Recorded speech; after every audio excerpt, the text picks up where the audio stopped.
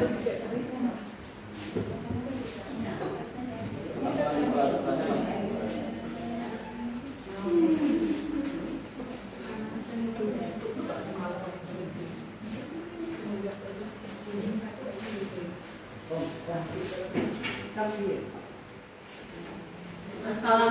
warahmatullahi wabarakatuh. Selamat siang ibu-ibu, bapak-bapak. Masih semangat? Betul mulai. Berarti masih semangat. Baik, di sini saya akan melanjutkan materi yang kedua, yaitu tentang P5 yang dari tadi sudah disinggung-singgung sama Bapak Kepala Sekolah. Apa itu P5? Ini kepanjangannya ini, Proyek Penguatan Profil Pelajar Pancasila. Apa enggak? Ya. Baik, kita berapa? Ya. Jadi kalau ditanya lagi Pak Indra hafal ya, P5 apa? Proyek Penguatan Profil Pelajar Pancasila. Penguatan. Bukan pendekatan ya. Dia suka mendekati. Dia suka mendekati. Boleh ngopi bos ya? Nah, di sini langkah-langkah pada proyek profil Pancasila itu ada 6. Jadi yang pertama itu memahami apa itu proyek penguatan profil pelajar Pancasila. Kemudian yang kedua menyiapkan ekosistem sekolah. Dilanjutkan dengan mendesain proyek penguatan profil Pancasila. Kemudian dikelola proyek tadi, kemudian didokumentasikan, dilaporkan hasil yang diperoleh. Baru yang terakhir ada evaluasi dan tindak lanjut. Kita mulai membahas dari yang pertama. Kita memahami dulu apa itu proyek penguatan profil pelajar Pancasila. Nah, jadi sesuai dengan visi pendidikan Indonesia, yaitu mewujudkan Indonesia maju yang berdaulat, mandiri, dan berkepribadian melalui terciptanya pelajar Pancasila. Nah, dari visi inilah lahir profil pelajar Pancasila, yaitu pelajar Indonesia merupakan pelajar sepanjang hayat yang kompeten, berkarakter, dan berperilaku sesuai dengan nilai-nilai Pancasila. Nah, apa saja yang ada di profil pelajar Pancasila? Di sini ada 6 dimensinya. Ada 6 dimensi. Yang pertama, beriman, bertakwa kepada Tuhan Yang Maha Esa dan berakhlak mulia. Kemudian yang kedua, berkebinekaan global, gotong royong, kreatif, bernalar kritis, dan mandiri. Jadi ada 6 dimensi dalam profil pelajar Pancasila. Di mana dimensi ini tidak hanya fokus pada kemampuan kognitif saja, tapi juga dia berfokus pada sikap dan perilaku sesuai dengan jati diri bangsa Indonesia sekaligus sebagai warga dunia. Nah, kemudian apa itu profil pelajar Pancasila? Profil itu merupakan karakter dan kemampuan yang dibangun dalam keseharian dan dihidupkan dalam diri setiap individu melalui budaya, satuan pendidikan, kemudian pembelajaran intrakurikuler tadi yang sudah disinggung, kemudian P5 kemudian dalam ekstrakurikuler. Nah, proyek penguatan profil Pancasila pelajar Pancasila ini merupakan proyek yang kolaboratif antara lintas disiplin ilmu. Maka tadi di contoh yang Bu Uci tampilkan itu ada kolaborasi antara Mapel PJOK, Bahasa Indonesia, dan Seni misalnya seperti itu. Jadi dia kolaborasi dari berbagai lintas ilmu. Kemudian dia berbasis masalah yang ada di lingkungan sekitar kita. Lanjut lagi, dia juga membangun kompetensi dan karakter murid sesuai dengan cita-cita Pancasila. Nah, di sini kita bisa lihat ada lingkaran. Di situ ada di dalamnya ada 6 dimensi dari pelajar Indonesia tadi pelajar Pancasila, profil pelajar Pancasila. Nah, di sini ada pembagiannya, ada kegiatan intrakurikuler ya yang berisi mata pelajaran kita. Kemudian ada kegiatan ekstrakurikuler yang berada di luar mata pelajaran, yaitu pengembangan minat dan bakat. Lalu ada proyek penguatan profil pelajar Pancasila. Nah, ketiga unsur ini tadi menyatu dalam sebuah lingkaran biru, yaitu budaya. Jadi harapannya di sini adalah adanya proyek penguatan profil pelajar Pancasila ini nanti keenam dimensi pelajar Pancasila itu menjadi sebuah budaya dalam satuan pendidikan. Ya, jadi kalau sudah terbiasa kan nanti lama-lama dia akan menjadi budaya. Gitu. Itu yang menjadi harapan dari proyek penguatan profil pelajar Pancasila. Mengapa perlu dilakukan proyek ini? Yaitu sebagai salah satu sarana untuk mencapai profil pelajar Pancasila. Tadi profil itu kan karakter. Jadi kalau sudah terbiasa kemudian membudaya, maka lahirlah karakter yang akan sesuai dengan profil pelajar Pancasila. Kemudian di sini peserta didik juga berkesempatan untuk belajar dari lingkungan sekitar, karena yang diangkat nanti masalah-masalah yang berasal dari lingkungan sekitar. Kemudian juga bisa menginspirasi peserta didik untuk berkontribusi langsung terhadap lingkungan sekitarnya. Lalu juga proyek ini menjadi sarana yang optimal dalam mendorong peserta didik menjadi pelajar sepanjang hayat sesuai dengan nilai-nilai Pancasila. Nah, gambaran pelaksanaan proyek ini kita singkat aja ya, panjang kan proyek penguatan ya. Jadi gambarannya proyek ini merupakan kegiatan kokurikuler yang berbasis proyek yang dirancang untuk menguatkan upaya pencapaian kompetensi dan karakter sesuai dengan profil pelajar Pancasila. Kemudian dilakukan secara fleksibel, jadi waktunya nanti itu fleksibel. Kemudian dirancang terpisah dari intrakurikuler, jadi tidak mengganggu mata pelajaran yang wajib diajarkan di sekolah. Dia terpisah.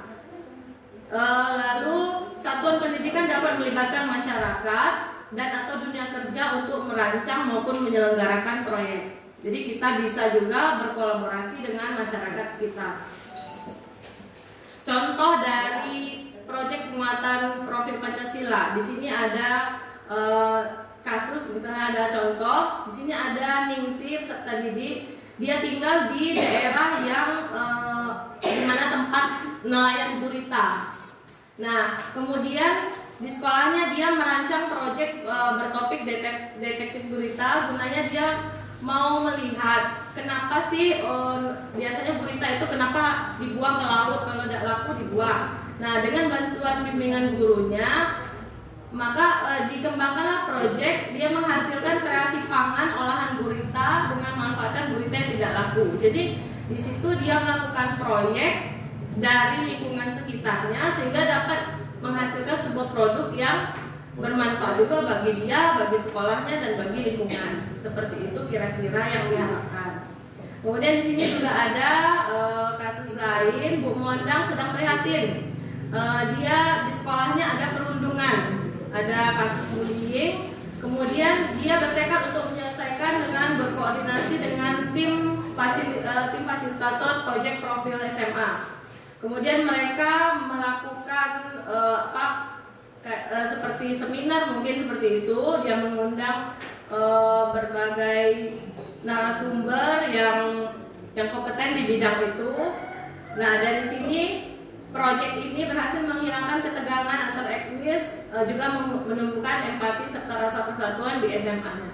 Kira-kira seperti itulah contoh-contoh nyata dari proyek penguatan profil pelajar Pancasila ini. Dan itu juga nanti kenapa? P5 ya. Iya, Bang. Nah, jadi seperti itu kira-kira harapan yang diharapkan dari P5 ini, proyek ini. Seperti itu. Nah, bagaimana prinsip-prinsip? Kalau dalam P5 ini, prinsipnya yang pertama holistik. Jadi dia menyeluruh. Ya, jadi dia secara keseluruhan terlibat. Baik di situ ada guru, ada siswa, ada lingkungan, dari buku semuanya terlibat. Kemudian prinsip yang kedua yaitu berpusat pada peserta didik. Jadi nanti yang melakukan proyek ya peserta didik dibimbing dengan tim fasilitator dari sekolah. Kemudian kontekstual, artinya ya berkaitan dengan kehidupan sehari-hari. Kemudian eksploratif, dari proyek itu dia bisa mengeksplor apa-apa saja yang ada di sekitarnya. Apa manfaat dari P5 ini? Manfaatnya untuk satuan pendidikan, di sini bisa dibaca, bisa dilihat, nggak perlu dibaca lah semua ya. Untuk satuan pendidikan manfaatnya apa untuk pendidik, dan untuk peserta didik manfaatnya ada memberi ruang dan waktu untuk mengembangkan kompetensi, merencanakan proses pembelajaran, kemudian mengembangkan kompetensi sebagai pendidik yang terbuka untuk berkolaborasi dengan pendidik dari mata pelajaran lain. Kira-kira itu manfaat dari kegiatan P5 ini.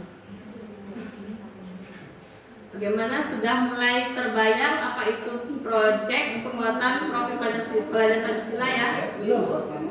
Sekarang kita lanjut ke alur yang kedua. Kenapa Pak? Belum. Oh, belum terbayang Mas. Sudah ya Pak?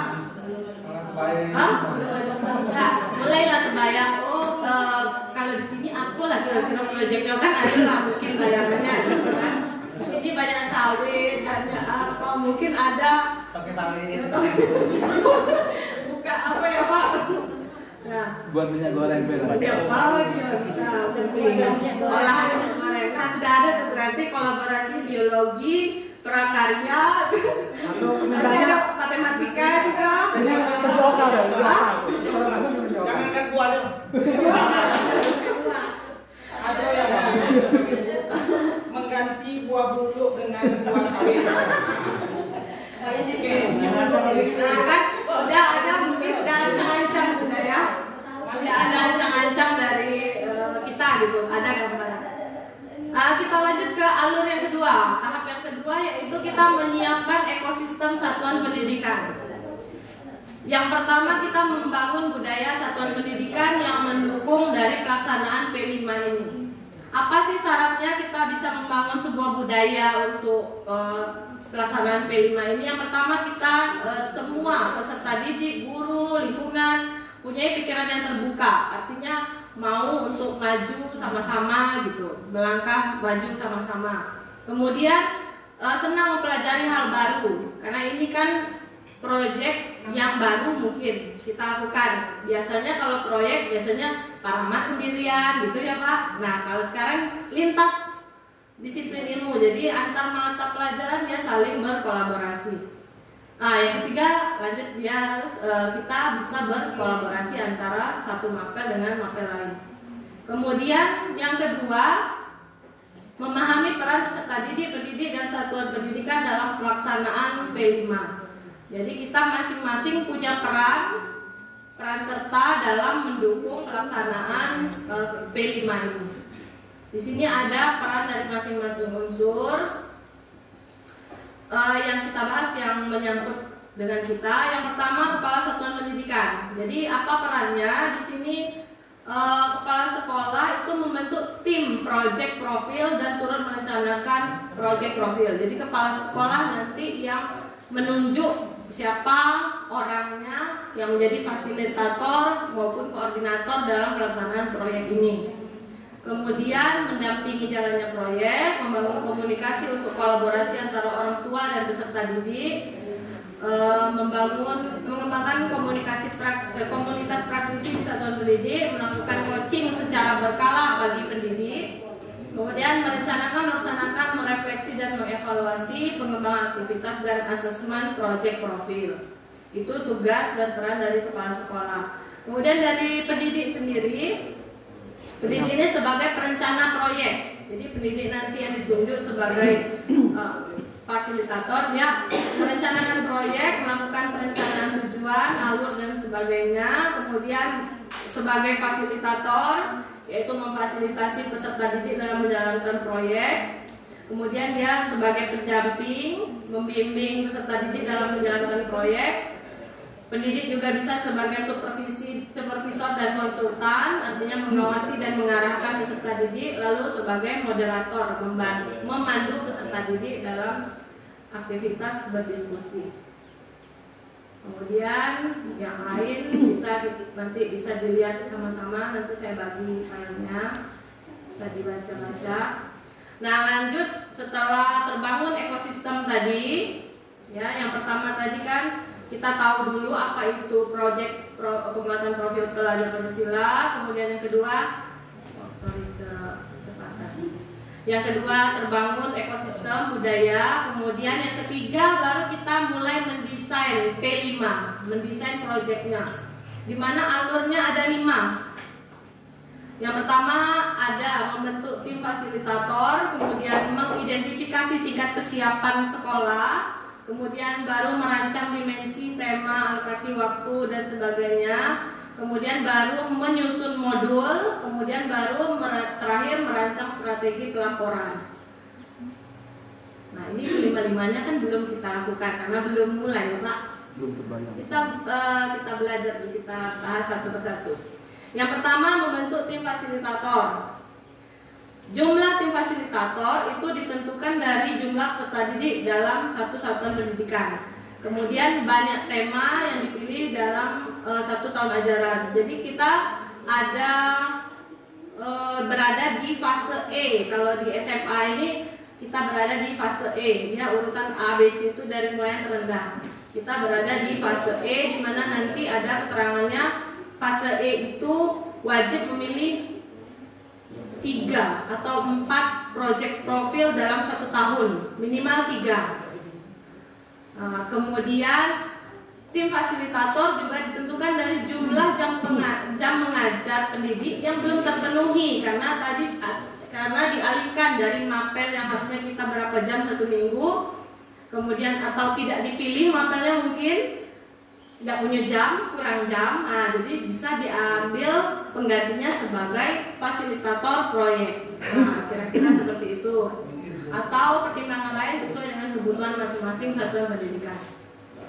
Jadi itu pernah Bapak bilang, gimana kalau kita sudah kurikulum merdeka, nanti safety gimana gitu ya Pak? Nah kata Bapak pasti sudah dikaji. Ya, jadi mungkin inilah salah satunya kan. Kalau kurang jam atau tidak cukup berarti mungkin bisa dialihkan menjadi tim fasilitator. Bisa Pak Bambang?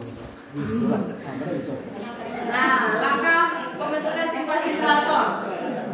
Ini berarti langkah yang ditempuh sama Bapak pimpinan, ya.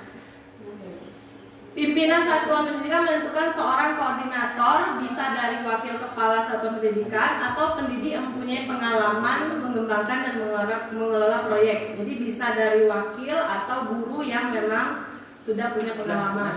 Kemudian apabila punya SDM yang cukup, koordinator proyek profil sekolah dapat membentuk koordinator di level kelas. Jadi misalnya kelas 1 nanti ada koordinator, kelas 10, kelas 11, kelas 12 itu kalau sudah semuanya tingkat. Kalau kita nanti baru mulai berarti dari awal, kelas 10 dulu.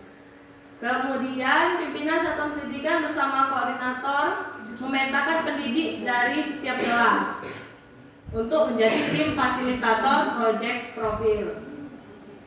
Kemudian koordinator mengumpulkan dan memberi arahan kepada tim fasilitator untuk merencanakan dan membuat modul. Jadi di atas fasilitator ada koordinatornya, baru nanti kepala sekolah. Nah, langkah kedua dalam mendesain proyek itu adalah mengidentifikasi tingkat kesiapan satuan pendidikan. Jadi kita di sekolah ini kita tahu dulu posisi kita di mana, ya, tingkat kesiapan kita di mana. Di sini ada pertanyaan. Yang pertama, seberapa banyak pendidik yang pernah melaksanakan pembelajaran berbasis proyek? Kalau lebih dari 50% guru kita sudah pernah melakukan proyek, pembelajaran berbasis proyek, maka kita bisa lanjut ke tahap berkembang. Jadi ada 3 tahapnya, ada tahap awal, berkembang, dan lanjutan. Nah, kalau di sekolah kita mungkin, kalau saya kemarin menyimpulkan, sepertinya sekolah kita kurang dari 50% yang punya pengalaman untuk melaksanakan pembelajaran berbasis proyek. Maka kalau kurang dari 50%, maka kita berada di tahap awal. Nah, jadi kita identifikasi dulu sekolah kita sudah siap tidak untuk melaksanakannya.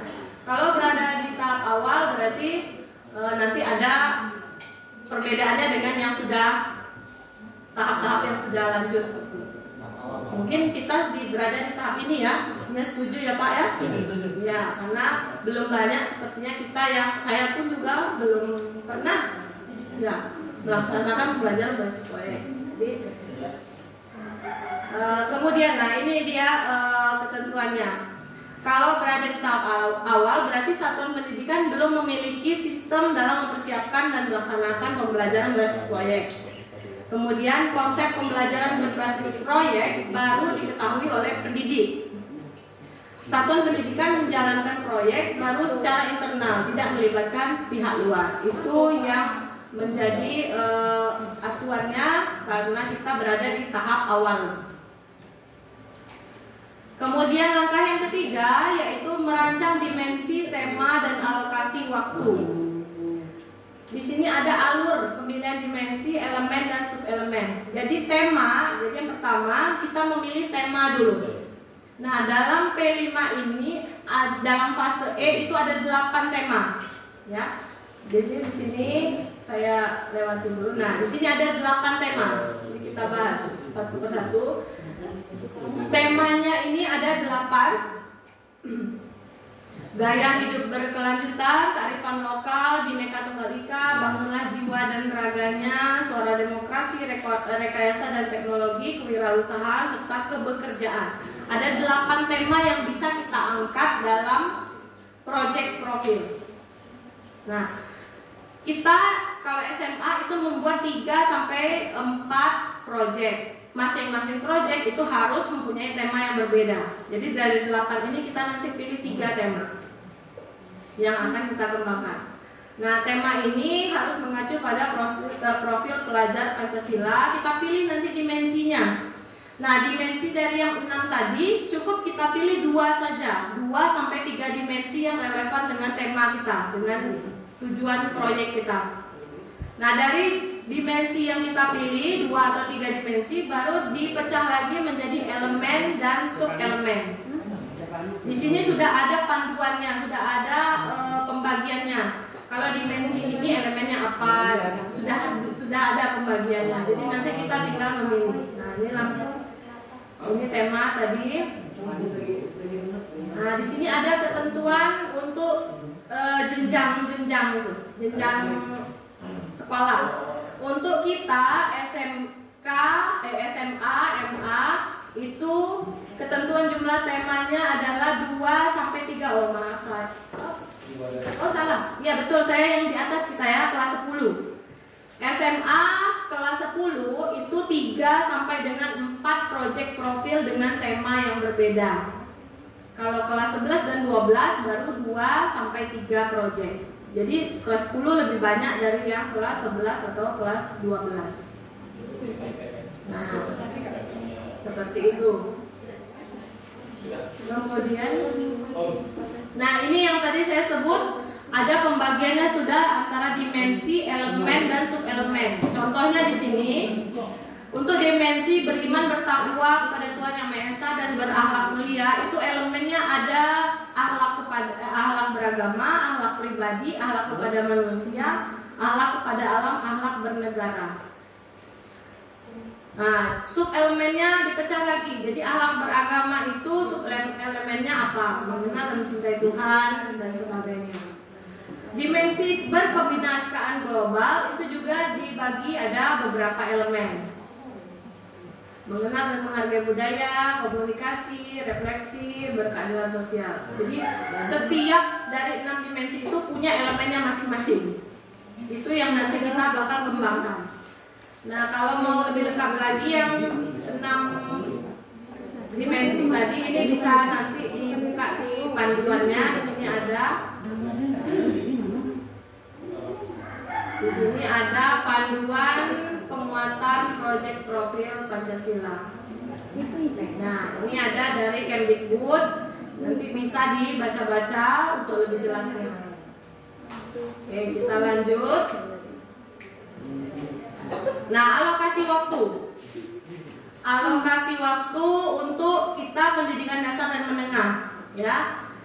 Untuk SMA kelas 10, 1 tahunnya alokasi jam untuk proyek profil ini adalah 486 jam pelajaran.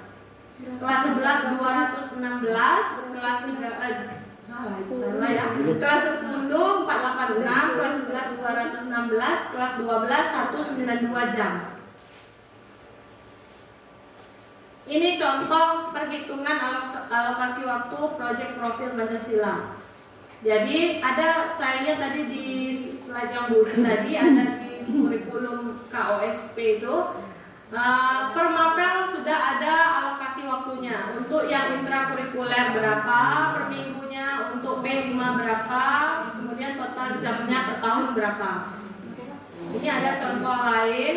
Nah, contoh perhitungan pembagiannya pelajaran. Di sini ada untuk setiap mapel yang ada di sekolah.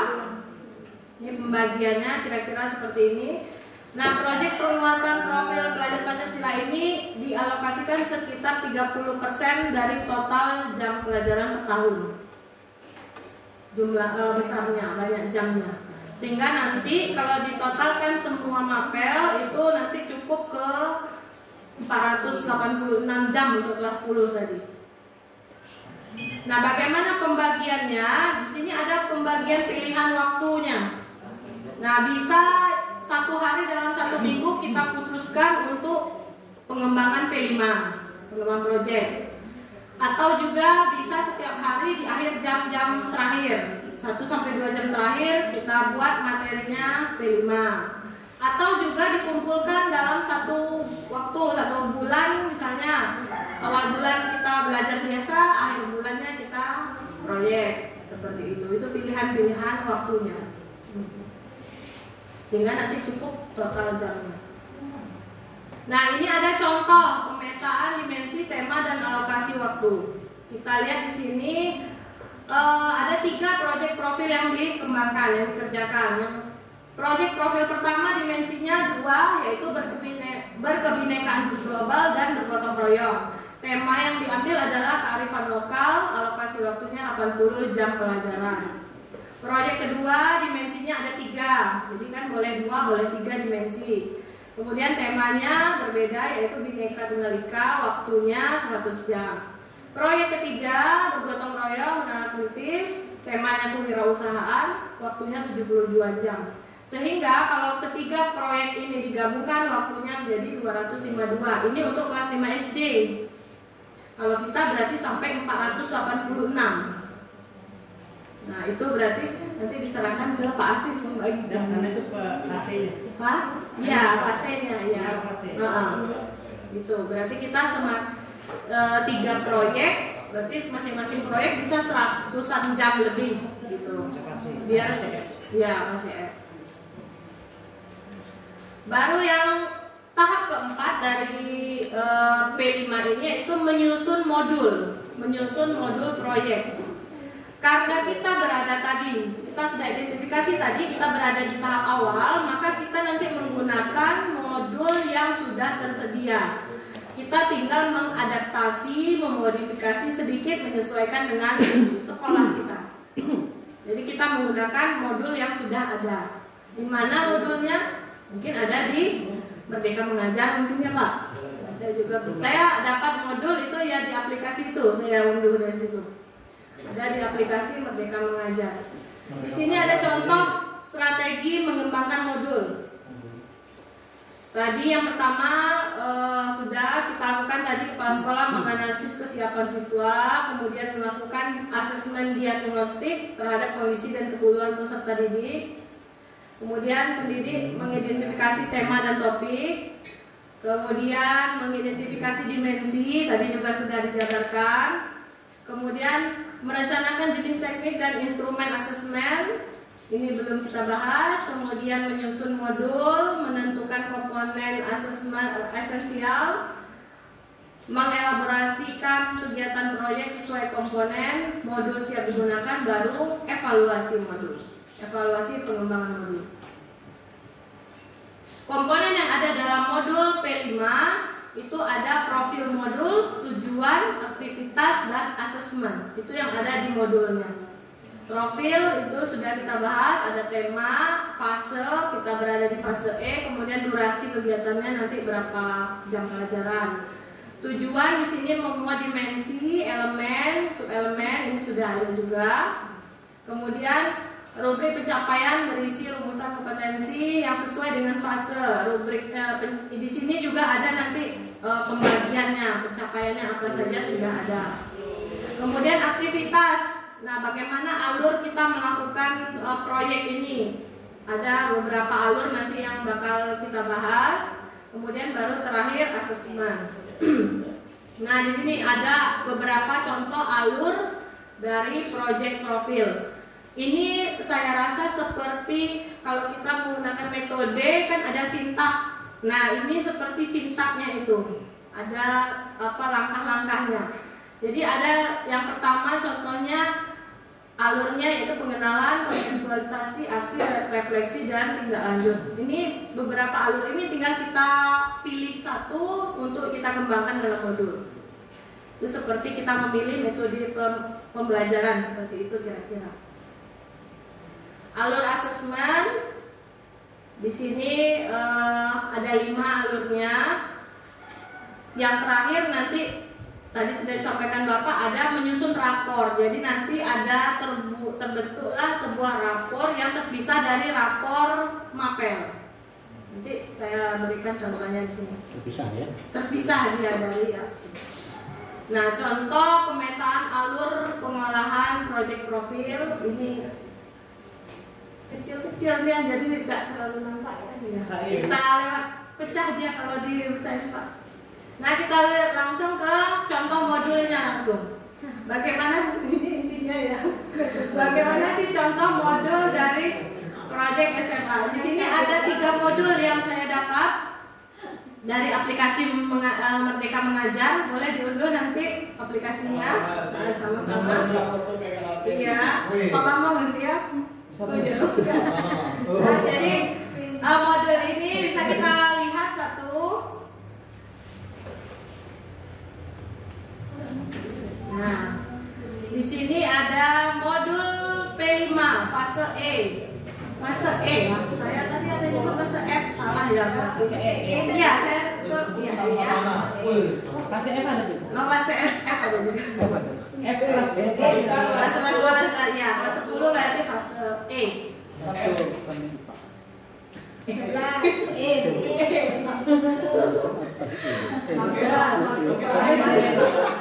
Fase pra itu enggak tahu. Nah, di sini ada. Iya, sekarang kan gitu belanja tanpa uang online maksudnya. Jadi ini berkebun tanpa tanah contohnya. Nah, tema yang diambil tema berekayasa dan berteknologi. Bisa lihat. Nah, di sini tujuannya ini melatih peserta didik untuk lebih peka dan kreatif dalam memecahkan masalah lingkungan yang ada di sekitarnya. Nah, ini informasi umumnya, nama sekolah, berarti profilnya tadi. Kemudian nih, penentuan dimensi, elemen, subelemen profil pelajar Pancasila. Dimensi yang diambil dalam proyek ini ada 2, beriman, bertakwa kepada Tuhan Yang Maha Esa dan berakhlak mulia, serta gotong royong. Elemen yang dipilih yaitu elemen akhlak kepada alam. Subelemennya menjaga lingkungan alam sekitar. Kemudian apa target pencapaiannya? Mewujudkan rasa syukur dengan membangun kesadaran peduli lingkungan alam dan menciptakan dan mengimplementasikan solusi dari permasalahan lingkungan yang ada. Kemudian dimensi gotong royong, elemennya yaitu kolaborasi, subelemennya kerjasama. Membangun tim dan mengelola kerjasama. Kira-kira seperti ini bentuk modulnya. Apa? Ada 3 ya yang diambilnya dimensinya, bernalar, kritis, 1. Tahapan berkebun tanpa tanah. Jadi ini dia memakai alur yang tadi sudah kita bahas, salah satu alur yang ada. Di sini ada masalah, apa idemu, konsep, eksekusi, renovasi, dan sosialisasi. Jadi sintaknya diikuti.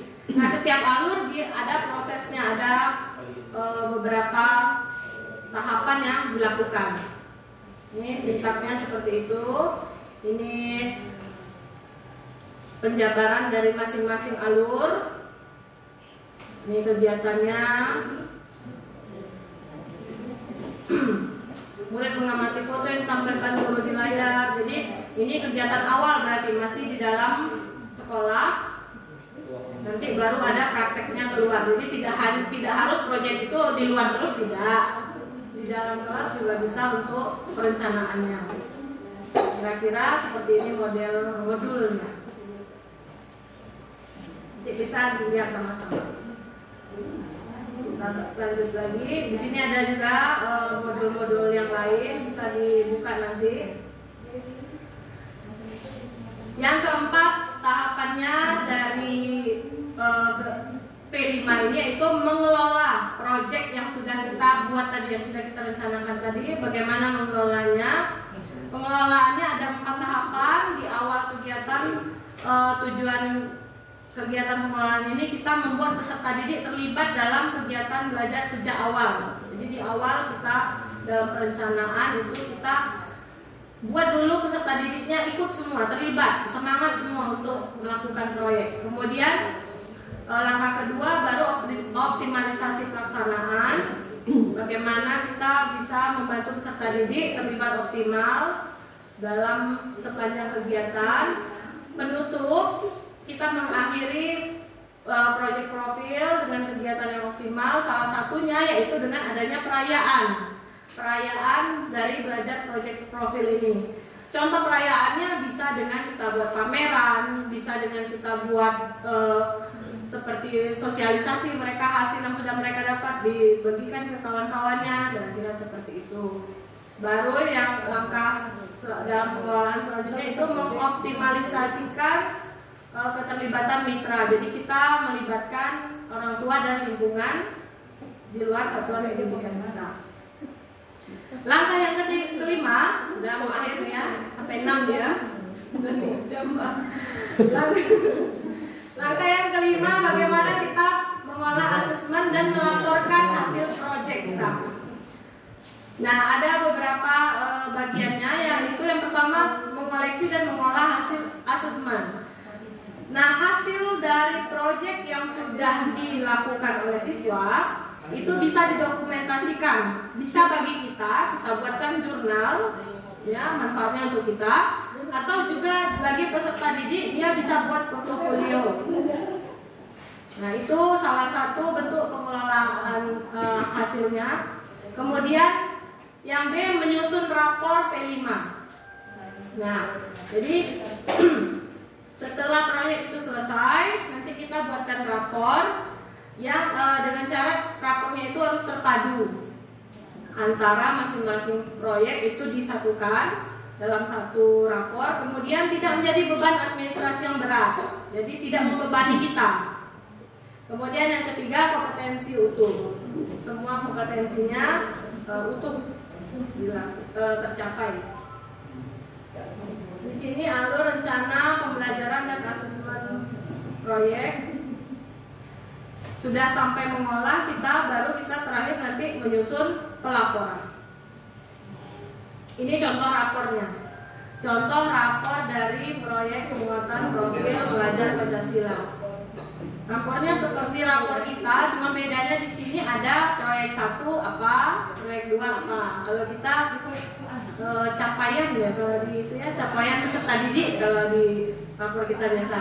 Nah, di sini itu satu rapor satu peserta, satu siswa Bu Ani. Ini satu siswa Pak. Iya. Berarti kalau dia 3 kali ada 3 gitu ya, kalau dia 3 kali setahun gitu ya. Dalam satu rapor. Ya, ini kan 3. proyek 1, proyek 2, nanti proyek 3 terpadu dalam satu rapor seperti itu.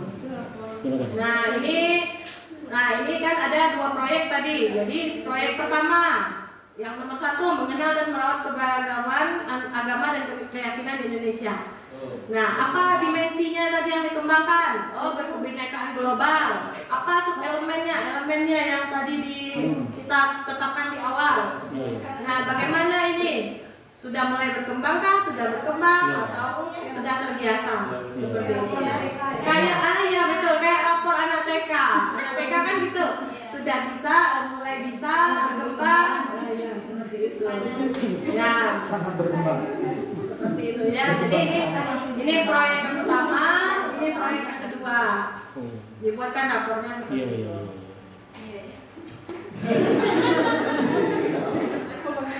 Nah, yang terakhir baru evaluasi dan tindak lanjut.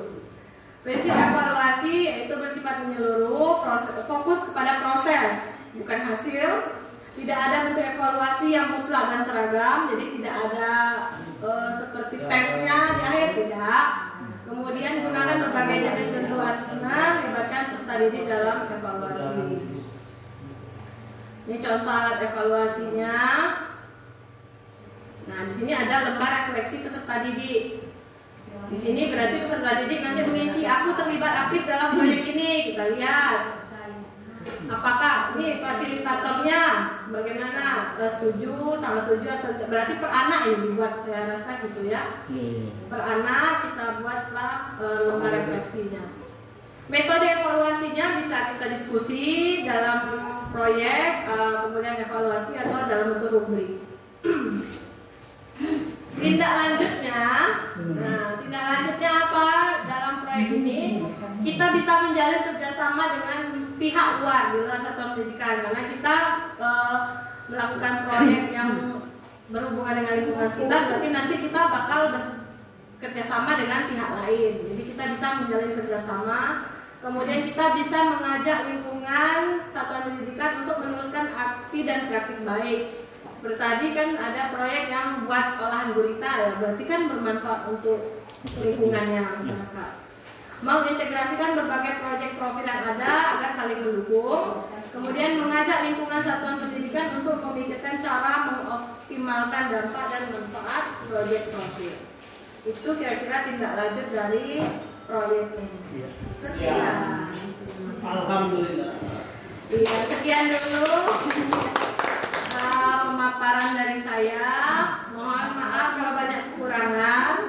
Sama seperti Bu Uci, ini juga belajarnya semalam juga. Iya, lebih lah semalam 2 malam. Saya lah setahun. Mudah-mudahan apa yang disampaikan bermanfaat. Sebelum saya tutup, ada kira-kira yang mau kita bahas sama-sama. Bukan saya mau jawab pertanyaan, tapi kita bahas sama-sama. Ya, tunjuk tangan. Nah, ya, silakan. Pasti bahasa Inggris. Ini proyek nih, Pak, proyek. Silakan Bu Nurmayeni. Oke, terima kasih Bu Ani. Oke, assalamualaikum warahmatullahi wabarakatuh. Waalaikumsalam. Terima kasih atas waktu yang diberikan buat saya. Mungkin ini pertanyaan atau apa ya? Cuma pertanyaan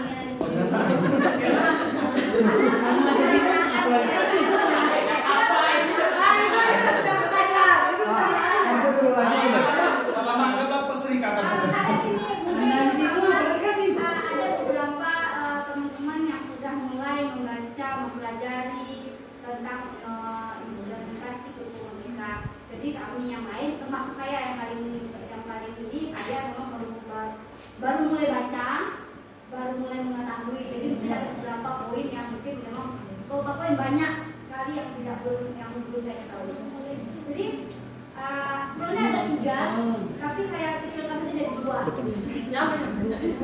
Pertama, ini tadi dari awal pembukaan dari Bapak Kepala Sekolah sudah berbicara masalah kurikulum merdeka ini. Salah satunya adalah tentang semangat dalam pembelajaran kurikulum mereka dalam menyelenggarakan pembelajaran secara inklusif. Nah, kita tahu inklusif di sini tadi juga sudah dibicarakan bahwa adalah inklusif di sini tidak hanya tentang penerimaan peserta didik dengan kebutuhan khusus saja. Kita khusus SMA ya Pak. Tidak maksudnya inklusif adalah tentang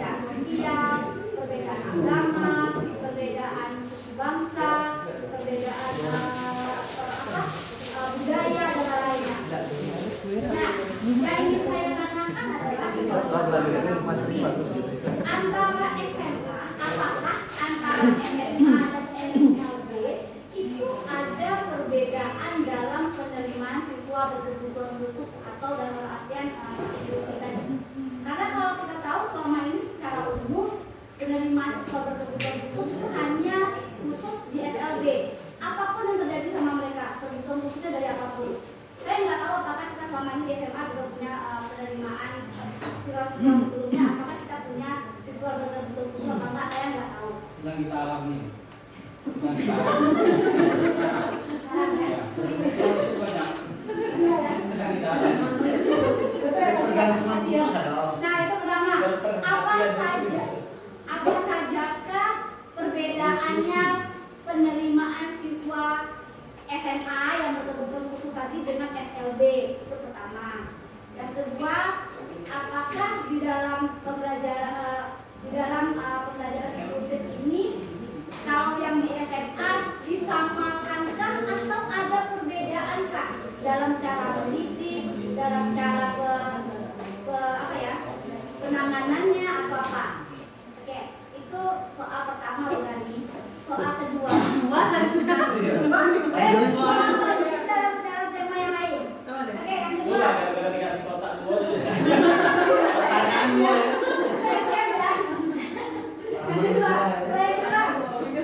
Masalah proyek penguatan profil pembelajaran Pancasila. Apakah proyek pembelajaran penguatan profil Pancasila ini hanya menggunakan pembelajaran proyek yang berbasis proyek kan kalau masalah pernah bilang ya. Tadi saya dengar pertanyaan tentang proyek dan lainnya. Apakah dalam profil pembelajaran Pancasila ini, apakah pembelajarannya hanya berbasis proyek?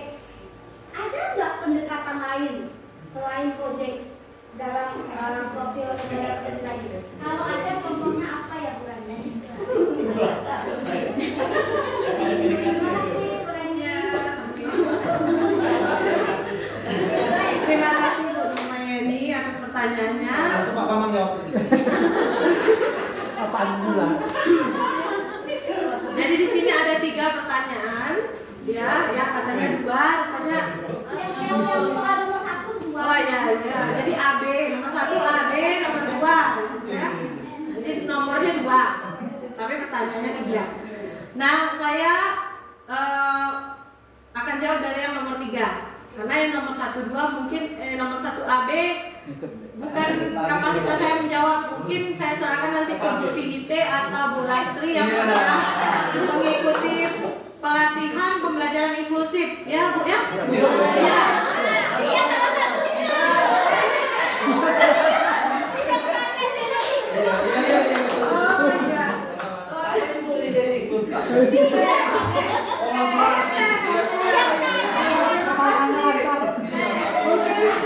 Mungkin pertanyaan 1 AB saya serahkan kembali. Nanti Bapak mungkin bisa membantu jawab. Nah, yang ketiga, pertanyaan yang nomor 2, apakah P5 ini hanya berbasis proyek?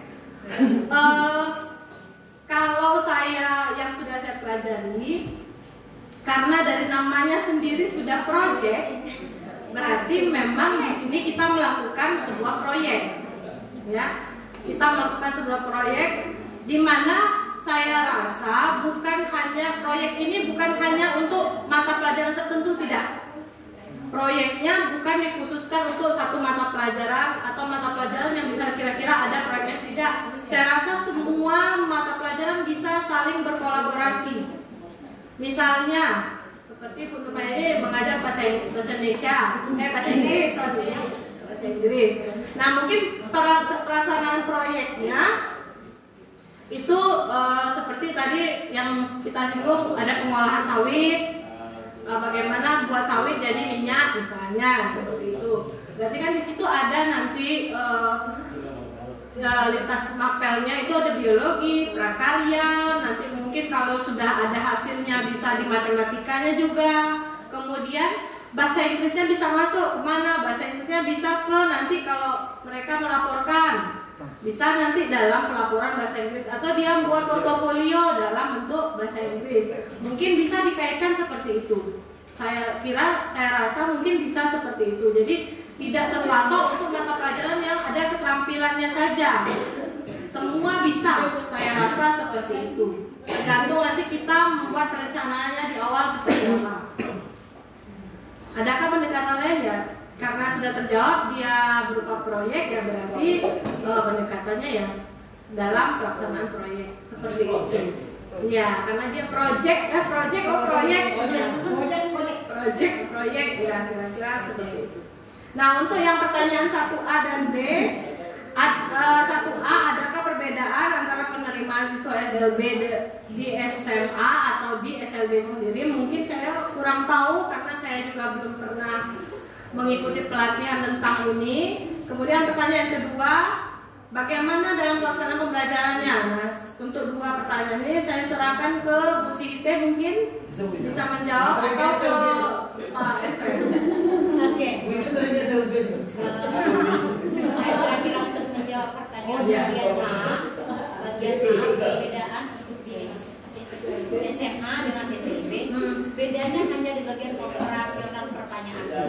Kalau contohnya kita membuat sebuah pertanyaan kepada anak, kalau kita kan mungkin jelaskan ini mengenai pelajarannya, tetapi kalau ketika kepada anak yang berkebutuhan khusus, bentuk daripada kalimat perintahnya sebutkan mungkin.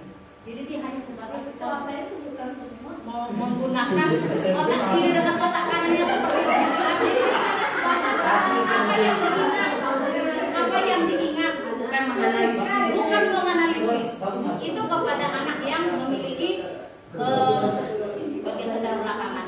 Berarti itu dalam pelaksanaan pelajarannya. Kalau dalam penerimaannya bagaimana? Penerimaan siswanya tidak ada perbedaan. Ya tadi Bapak sudah menyinggung juga kalau sekolah kita bisa kok siswa yang berkebutuhan khusus masuk ke sini. Bisa ya Pak ya? Bisa. Nah, bisa. Cuma praktek dalam mengajarnya yang berbeda. Nah, saya rasa seperti ini. Kan anak yang berkebutuhan khusus tuh perlu ada deteksi dulu.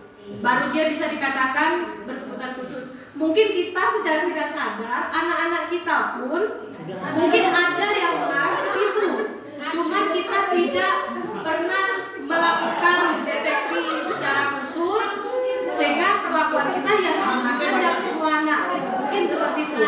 Nah, ada ya. Kajian contohnya kelas 3 yang sudah lewat. Jadi mengajar kajian kemarin Ya. kalau contohnya kami di dulu bahasa Indonesia ya, cuma pengertian saja dia tahu sudah wah itu kalau Iya. Mungkin saya bisa nambahkan. Ya, silakan Pak. Jadi kalau menurut saya yang saya baca sudah 2 tahun yang lalu sampai sekarang belum menguasai. Mengapa ada pendidikan inklusi di sekolah-sekolah umum? Yang pertama itu untuk tujuannya supaya nanti tidak dibuat lagi kelas-kelas khusus agar terjadi pengembangan. Artinya gini, orang yang berkebutuhan khusus secara mental, apabila dia melihat sesuatu yang baik mungkin bisa diikuti, itu maksudnya. Jadi pemerintah membuatnya supaya tidak ada lagi kelas-kelas khusus, karena kalau di SLB itu kelas khusus Bu. Tapi syaratnya ada di sana guru yang menguasai yang mempunyai kemampuan untuk mengajar inklusi itu gitu. Tapi kalau di sekolah tidak bisa karena di Darpodik ada. Apakah ada guru yang memiliki kemampuan inklusi? Kita jawab tidak karena memang tidak ada itu. Jadi bisa. Artinya pemerintah ingin anak ini tidak terisolir di situ saja gitu. Dia tidak harus dikhususkan gitu. Itu maksud dari yang saya baca juga seperti itu. Ya, terus yang saya sambung yang pertama tadi mengenai adakah metode khusus pendekatan untuk profil Pancasila yang diceritakan Ibu Rani proyek penguatan profil Pancasila. Tapi menurut saya implementasi kurikulum Merdeka ini tujuannya adalah untuk menjadikan siswa kita ini berpelajar Pancasila. Dengan cara bagaimana? Yang mengembangkan pembelajaran yang menyenangkan. Kan tujuannya kurikulum Merdeka inilah untuk mengetahui bakat dan minat siswa itu supaya dia bisa merdeka belajar. Artinya merdeka belajar, aku bebas loh. Ini kemampuan aku mengembangkan.